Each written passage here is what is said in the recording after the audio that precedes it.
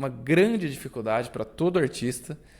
Foi uma coisa que eu aprendi num curso, o cara falou, achei muito legal, que às vezes o artista, ele tem dificuldade em precificar o que ele faz.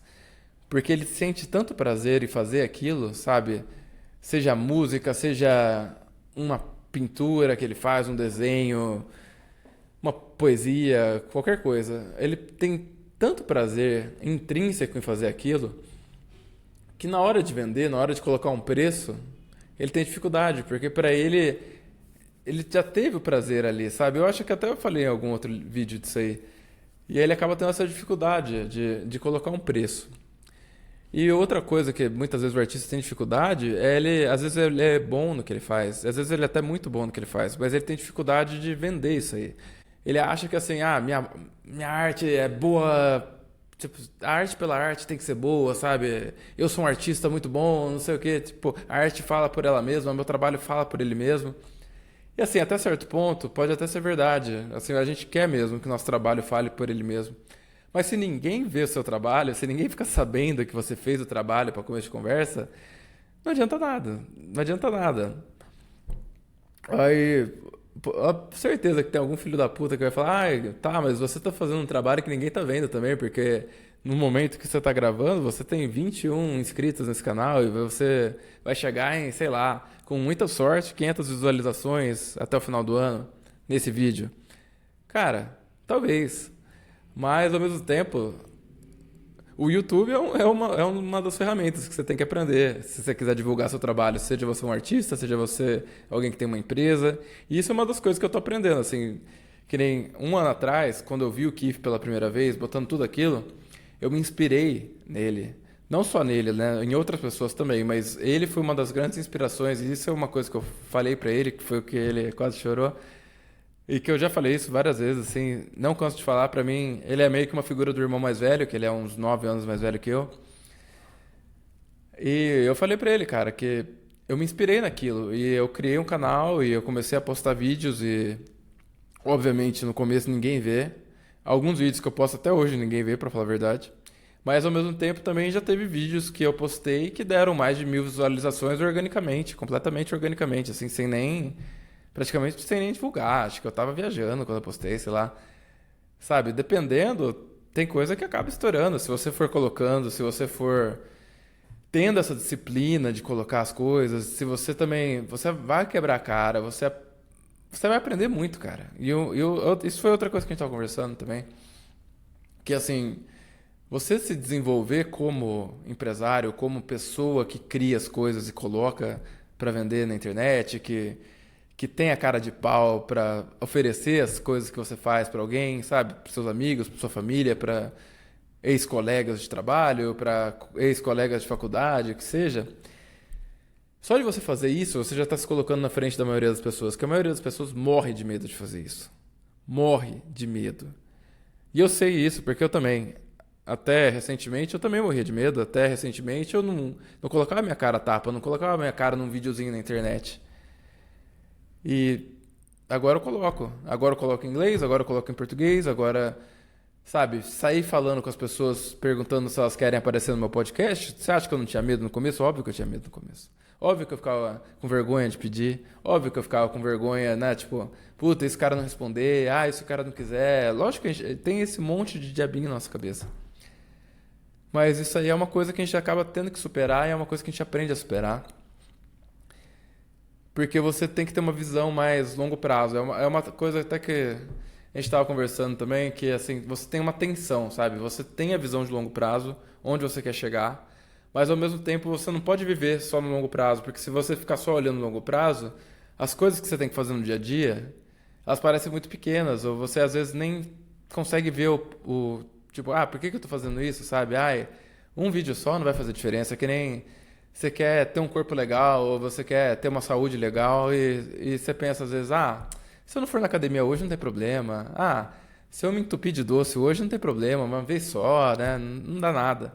E lógico, uma vez só não dá nada mesmo. Uma vez, 2 vezes, 10 vezes.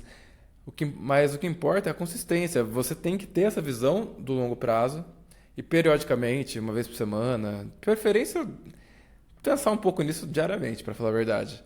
Mas também não pensar assim, ficar o tempo inteiro pensando nisso. Você lembrar dos seus objetivos, de onde você quer chegar, mas também você pensar, olha, tipo, hoje eu tenho essas coisas que podem parecer pequenas, olhando assim, mas várias coisinhas pequenas, várias coisas que eu vou melhorando ao longo do tempo, eu vou chegar mais longe. Se eu não fizer, definitivamente, né? Se eu não der o passo que eu tenho que dar, os passos que eu tenho que dar hoje, eu não vou chegar em lugar nenhum. Mas se eu der, eu vou estar mais perto.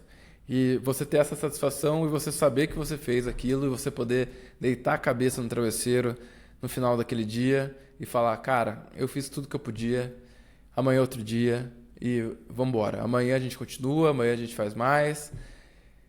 E é só isso que a gente pode, cara. A gente não tem garantia de nada na vida. A gente não tem garantia de que vai dar certo, nada que a gente fizer.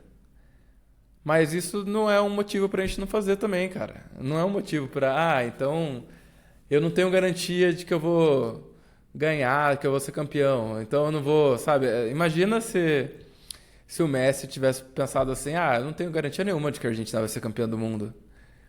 Então eu não vou, sabe? Hoje eu não tô muito afim de treinar. Lógico que não. O negócio era uma obsessão pra ele. E todo dia ele ia 6 ou 7 horas da manhã, ficava lá treinando o dia inteiro. E até que ele chegou voando na Copa do Mundo, deitou e rolou. Eu sei que vai ter os penaldetes que vão ficar falando que teve muito pênalti. Mas, cara, pra ter pênalti também alguém tem que sofrer o pênalti, né?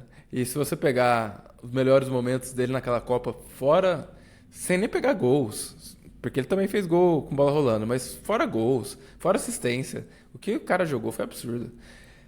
Mas enfim, se você não entrar com essa mentalidade, né, de ter essa visão e também trabalhar nela diariamente, trabalhar nela rotineiramente, e mesmo que, claro, vai ter dias que você não vai estar tão bem, vai ter dias que você vai ter que fazer outras coisas na sua vida, porque, cara, você tem família, você tem amigos, você tem vários outros compromissos. Com certeza, todo mundo tem. Você tem, né, sua saúde mesmo, você tem que, às vezes você tá muito cansado fisicamente mesmo, por vários motivos que não cabe nem entrar aqui, mas assim, cada um sabe onde o sapato aperta. Cada um sabe onde que tá o calo ali. E a questão não é nem necessariamente cada dia, cada momento você tá, sabe, consistência não é isso. Consistência é ao longo do tempo, é uma coisa mais assim, de médio e longo prazo, você ser consistente. Então, se você não vai na academia hoje, não tem problema. Agora, se você ficar meses sem ir, aí você tem um problema. Mas se você conseguir se comprometer, cara, meu objetivo é ir 5 vezes por semana, mas no mínimo do mínimo eu vou 2. Aí beleza. Porque assim, no mínimo do mínimo, você vai estar pelo menos mantendo o que você tem. E aí se você conseguir 3, já começa a melhorar um pouco. Se você conseguir 4, 5 vezes, ótimo. E isso serve para tudo, não é só para academia, serve para tudo, para qualquer habilidade que você queira aprender, para qualquer coisa que você queira desenvolver. Sabe, você tem que ter equilíbrio na vida, é isso. Na verdade, você nunca tá equilibrado com tudo, assim, é como se você estivesse fazendo malabarismo, ou se você estivesse com aqueles pratos tentando manter os pratos girando, sabe? Tem hora que você vai ter que derrubar 1 ou 2 pratos e focar naquele 1 ou 2 ali que realmente, cara, é agora ou nunca essa porra, eu tenho que dar o sangue mesmo. E tá tudo bem, é normal, é a vida, entendeu? Tem horas que você vai ter que focar em alguma coisa, tem horas que você vai ter que realmente dar o sangue no estudo ali, porque você tem provas para fazer, ou tem horas que você, ou sei lá, um TCC, ou no trabalho, e aí você sabe que sua família, seus amigos, sua vida social vai ficar um pouco de lado. Às vezes até sua saúde vai ter que ficar um pouco de lado, mas são fases, né? A vida é feita de ciclos, a vida é feita de fases, então você tem que saber também viver cada fase intensamente, mas ao mesmo tempo tendo essa noção, né? Se forçando um pouco a parar de vez em quando para dar essa olhada no macro e aí você olhar assim, olhar o seu calendário, olhar a sua agenda e ver, cara, o que eu tenho feito da minha vida? Eu tô fazendo o que eu realmente tinha que fazer? Eu tô indo realmente nas coisas que eu realmente falo para os outros que são importantes, que eu falo que são minhas prioridades ou não? E aproveitando o gancho, prioridade é uma só, tá? Prio quer dizer que é uma só. acabou mudando, né? As pessoas começaram a falar, prioridades como se fosse um plural. E às vezes a pessoa fala, eu tenho 10 prioridades. Cara, se você tem 10 prioridades, você não tem prioridade nenhuma. Porque prioridade é uma só.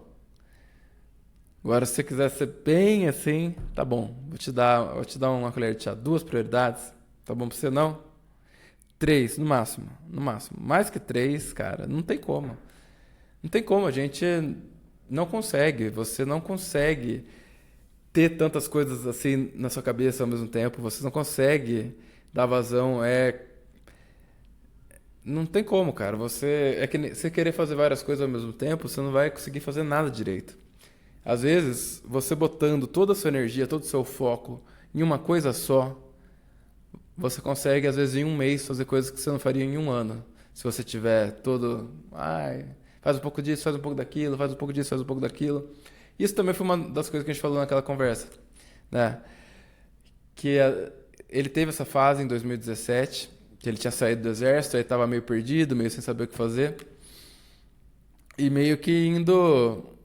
Acho que é uma fase que todo mundo que quer fazer alguma coisa diferente da vida acaba passando, às vezes, de você ficar indo, cara, e agora? O que eu faço? Né? Eu não estou satisfeito com o que eu estou fazendo na minha vida, eu quero trabalhar com outra coisa, mas com o quê? E aí você vai indo, você vai testando uma, não dá, testa outra, não dá, testa outra, não dá. E até certo ponto acho que é normal, acho que você precisa mesmo explorar um pouco, porque também não dá pra você pegar a primeira coisa que aparece pela frente, que às vezes não é a melhor coisa pra você. Mas ao mesmo tempo, uma hora você tem que escolher alguma coisa, né? Uma hora você tem que pegar alguma coisa e ir até o fim, porque senão você vai ficar a vida inteira, né? Pulando de galho em galho, a vida inteira. Dá um passo pra cá, dá um passo pra lá, dá um passo pra lá, dá um passo pra lá. Quando você vê, você não saiu do lugar. Então, é uma coisa que também você precisa fazer na prática, não adianta. Você tem que tomar na cabeça um pouco pra aprender, porque senão, sabe, é aquelas coisas, né? Às vezes o pai, o irmão mais velho, o professor, ele quer ensinar, mas a pessoa não quer aprender. A pessoa precisa ela precisa das próprias cabeçadas para aprender, porque senão não aprende, não adianta. Bom, outra coisa que eu queria falar sobre esse negócio, né, da gente. Hoje em dia é muito fácil a gente aprender qualquer coisa. Você tem conteúdo de qualquer coisa no YouTube, você tem conteúdo em outras redes sociais também, mas geralmente no Instagram, no TikTok da vida é uma coisa mais dopaminérgica, né? Uma coisa mais de curto prazo. Mas numa rede social mais que nem YouTube, ou se você for fazer um curso mesmo, pode ser presencial, tá? Não precisa achar que eu tô falando daqueles papinhos de coach. Mas tem muito curso bom também. De muita coisa, cara. De tudo que você possa imaginar, tem algum curso, cara. Até tava vendo um exemplo aí esses dias. Até pra medo de avião tem curso. Tem pra tudo. Então, pra aquela coisa que pra você é uma coisa que tá difícil, às vezes tem alguma coisa, às vezes tem um livro, às vezes tem, enfim, sempre tem algum conteúdo hoje em dia. Então, aprender meio que é a parte fácil hoje em dia, porque antigamente, cara, imagina, anos 50, se você nascesse numa cidade do interior, o que você tinha de opções na sua vida?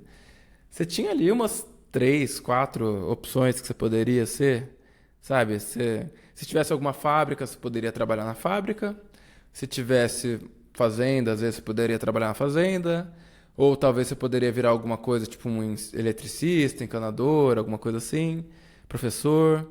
Mas assim, tinham muito poucas opções, né? E mesmo para quem, que na época era um grande luxo, né? Podia fazer ensino superior, também eram pouquíssimas opções. Você podia ser advogado, você podia ser professora. Para mulher, então, praticamente não tinha opção, né? Era basicamente professora para fazer ensino superior naquela época. Você podia entrar pro clero também. Mas assim, você tinha pouquíssimas opções. E aí também você podia ir para a capital do seu estado, que geralmente era uma cidade maior e com mais oportunidades. Mas mesmo lá, também não iam ser tantas opções assim. Não é que nem hoje em dia, que é absurdo, cara. Você abre o celular, abre o computador e você tem um mundo a seus pés. Assim, desde que você tenha uma conexão com a internet razoavelmente rápida, e você tem um mundo inteiro aos seus pés. Você pode, qualquer coisa que você colocar no Google ou qualquer outro mecanismo de busca, você vai encontrar alguma coisa para você aprender sobre. Então, imagina, cara, são possibilidades infinitas que a gente tem para aprender. Mas, ao mesmo tempo, até porque também, pela facilidade de aprendizado, e porque também agora, cada vez mais, a gente tem, né, essas máquinas que pensam por nós, ou que pelo menos dão a ilusão de que pensam por nós, né, e que facilitam muitas coisas de fato, você vai ter que desaprender muita coisa também. Porque o que você aprendeu hoje, muitas vezes não vai ser o que você vai usar daqui 5 anos, ou até daqui 2 anos. Depende da coisa, lógico, né? Tem coisas assim, você aprender a falar bem em público é uma coisa que vai ser útil a sua vida inteira. Você aprender a escrever vai ser útil a sua vida inteira. Né? Você, né, desenvolver uma certa lógica na sua cabeça, você aprender a fazer conta, por mais que você ache que não, vai ser útil. Sabe aquela coisa que falavam na escola, ai, mas quem que vai usar isso, não sei o que. Cara, isso é a pior coisa que você pode pensar. Mas também tem muita coisa que realmente, informações novas, assim, coisas, notícias, assim, hoje em dia pode ser relevante, daqui 6 meses pode ser relevante, mas daqui 2 anos, praticamente qualquer notícia que você olhar hoje não vai ser relevante, a não ser que você, por algum motivo, tenha que se debruçar sobre as notícias do passado para tentar entender como que foi aquele período, tentar entender, sabe, retrospectivamente, pensar, ai, por que que a economia do Brasil estava do jeito que estava em 2015. Aí você vai ter que se debruçar em notícias, vai ter que debruçar em relatórios, vai ter que debruçar em dados do IBGE e de vários outros institutos e empresas e enfim. Aí sim. Mas fora isso, né, a informação em si, a não ser que seja na hora que você vai precisar usar, até certo ponto ela meio que se tornou obsoleta, se tornou meio que inútil, porque você a qualquer momento você pode chegar aqui, pegar seu celular, pegar um chat GPT, pegar um Perplexity da vida, perguntar para o negócio qualquer coisa, ele vai te responder. E ele vai te dar uma resposta boa ou razoável, sabe? Alguma coisa crível, assim, pelo menos. Alguma coisa. É até perigoso, né? Porque às vezes ele pode te dar uma resposta factível, mas que não é necessariamente verdadeira, pelo menos não para o seu contexto, ou pelo menos às vezes é uma resposta meio incompleta. Então, assim, você vai ter que desenvolver muito essa questão também de você ter um, como que chama isso? Um senso crítico, sabe? De você conseguir olhar as coisas e você conseguir ter essa noção, né, de se é verdadeiro ou não aquilo que estão falando, se você. Cara, imagina, se hoje em dia às vezes já é difícil, pra gente que é nativo digital, pra gente que é. Eu, pelo menos, né? Eu nasci em 94, então, pra galera da minha idade, um pouco mais nova, mesmo pra gente que já nasceu com computador, com videogame, com. Pra galera mais nova, então, com celular, já nasceu na mão até. E às vezes até pra gente, às vezes é difícil você olhar uma imagem ou um vídeo feito com inteligência artificial hoje e ter certeza se é verdade ou não. Claro que muitas vezes os caras usam umas coisas tão absurdas que não tem como ser verdade, né? Mas imagina se o cara usa uma coisa que é factível. Às vezes não é tão mentira. Aí é perigoso. E cada vez mais o negócio vai ficando cada vez melhor, então vai ficando cada vez mais factível também. Então cada vez mais perigoso. Então são várias coisas que a gente acaba tendo que aprender e que vão ser úteis, né, nos próximos anos, na verdade, nas próximas décadas, no resto da vida, para falar a verdade, né? E tudo isso que eu falei nesse vídeo até agora foi por causa dessa conversa com meu amigo Keith, que é um cara, muito foda. Um cara assim que teve que aprender várias coisas e até muitas das coisas que ele aprendeu foi por pura necessidade. E acho que até por isso também que ele se emocionou quando a gente estava conversando, porque ele não aprendeu a fazer as músicas à toa, assim, só porque ele gostava de música. Ele aprendeu a música porque ele estava fazendo a podcast dele, ou ele estava fazendo as histórias dele, e ele queria botar música, só que ele não podia pagar pela música dos outros, sabe? Que tem hoje em dia até tem uns sites que acho que até tem umas músicas de graça, mas talvez não fosse exatamente o que ele queria, né? E às vezes você quer, pô, ter uma música que naquele vídeo, naquele negócio vai ficar perfeito, mas você não tem os direitos daquela música e você também não vai pagar, porque é muito caro, não.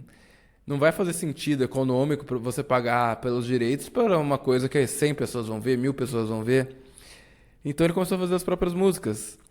E isso para outras coisas também, sabe? Às vezes ele não podia pagar a ferramenta, então ele começou a dar os pulos dele, a descobrir como fazer. Isso é uma coisa, apesar dele ser americano, é uma coisa muito brasileira, né? Da gente ter que fazer uma gambiarra, da gente às vezes ter que se virar, né? Ter que ser criativo, ter que fazer coisas que. Cara, isso é uma coisa assim. Eu sei que não é só do brasileiro, eu sei que outros lugares também que não tem tanto acesso às ferramentas, não tem tanto acesso a recursos, às vezes as pessoas também desenvolvem coisas parecidas, sabe? Em outros lugares da América Latina, da África, da Ásia, as pessoas também desenvolvem esse músculo, né? Mas é uma coisa assim muito brasileira, assim, de da gambiarra, de dar um jeito, sabe? De você, o brasileiro é muito criativo e é uma coisa que a gente tinha que valorizar mais. Porque se você compara às vezes com um gringo, cara, às vezes os caras estão tão acostumados a jogar ali nas quatro linhas e ter tudo bonitinho, sabe? Ter acesso a todos os livros, a todas as ferramentas, a computador bom, a máquinas, enfim, até acesso a tudo que eles precisam, que às vezes eles não conseguem pensar fora da caixa, né? Tava precisando de um termo de coach para poder, né? Senão perde a graça, né? Os caras, às vezes, eles estão tão acostumados a pensar dentro da caixa, porque eles têm a caixa, né? Eles têm a caixa, eles têm o que vem dentro da caixa, eles têm o que vem fora da caixa, eles têm tudo, eles têm um monte de caixa.